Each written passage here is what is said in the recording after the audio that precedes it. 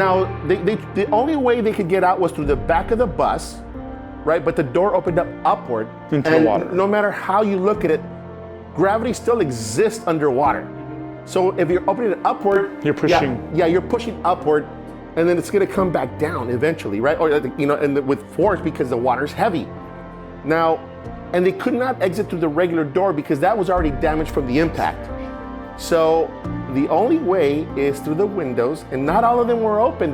Most of them were closed. Is that correct? Yeah, there's a picture I put in my book of the NTSB, and they draw what windows were open and which ones weren't. Yeah, and so apparently some were slightly damaged, but they were because fully open. it was a cool morning, so a lot of them Were upward. Yeah, we're up because even in the valley we're not used to cool weather. Kids are already like they're already shaking and yeah. stuff. So that's when like tragedy of it that kids had it like maybe on a hot summer because back then we didn't have AC in those buses. So if it was a hot day, all those windows would have been open. Yeah. But it was cool, so they were up, and that's also like a compounded tragedy. Thinking like anyone who lives in the valley knows it's almost always hot. So it was just like on that occasion, it was a little chilly, and so the kids had the ones up. Now, 3 students were able to exit through the back door. The 4th one, I think it was a female. I do not know the name. The 4th one was going to try to get out, but the weight of the door closed it. It came back down and it closed it and locked it. Now this young lady was scrambling, starting to panic, but that's when she saw like a hand and they picked her up from her hair. Yeah, if I can take a moment to describe, if I can, what a lot of the testimony would come out. I'm amazed that only 21 kids died because when we're describing how difficult it was to get out of that bus, but the descriptions from those that got out were everyone's pulling, grabbing, people trying to get out, but someone's pulling them back down. And then there's people standing on the bus where the windows are open, pulling on anything they can, sometimes bringing up just hair and not the person they're trying to rescue. And, I think Alex describes it, you can see the faces disappearing in the water. And the latches are inside, so once you're out, like it's not like you could open more windows. So it's only the windows that they got open that they're pulling. So, and one thing I want to add before you ask questions, one, they had been, it fell down into its side. The water's super murky. You don't know which way's up, down. It's so dark. So even that makes it difficult to find your way out. Mm-hmm. Wow, that's the trippy part, because at that point, like I said, that's when Miss Cantu awakens.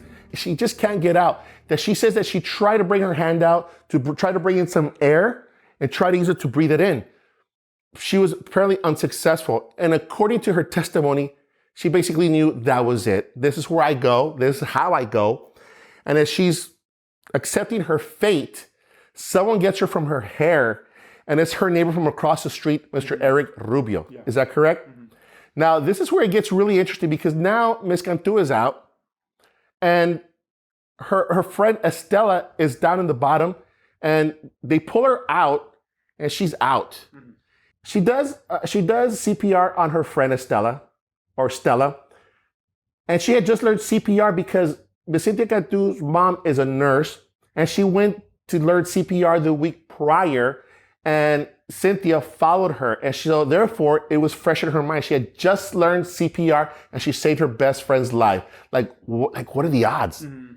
We'll talk about a lucky break. Yeah, and when you listen to the story, when you're doing the research and hearing all these stories, there was like some lucky breaks, and there was some real tragedy. Okay, so the Saenz brothers, one of them is 12 years old. The older one is 13 or 14. I don't remember. I'm horrible with numbers. I'm really sorry about that. That's okay. That's okay. So what happens is the older brother manages to get out. The younger brother is still inside, and he's looking for his brother, frantically. And he says, "I need to go back down. My little brother's still down there." And they're begging him, "Don't go back down there. Don't go back down there. I have to. That's my brother." He goes back down to find his brother, and he doesn't come back up. And the most ironic part is that at the same time, their older brother was in the swimming pool at Mission because he was on the swim team. And that, again, these things that are happening, like what are the odds of this happening? And to add to that is most of those kids played together in an apartment complex, swimming in the apartment complex together. in a swimming pool nearby. And so, they had swam to get, most of them, because they're all from the same neighborhood, and they would hang out at a nearby apartment complex. When you think about, they were playing and having fun swimming, and that was their only way they were going to get out, if they could get out, was to swim. I can only imagine how tough it is, because I know I'm super attached to my big brother, and it's just, that's why it makes me feel the way it does. I mean, because for starting, it's not easy. And so that's the one that hurts me the most. He went after his little brother. And you got to think also, at the same time, they were all friends. They all knew each other. How many may have gotten out but turned around looking for somebody? And that's what you just think of, they were panicking, but they were together and they were friends. And you can, if he did that, you can almost imagine people inside trying, wait, where's my sister? Where's my cousin? Where's my friend? And those delays cost. Exactly, because people are in shock.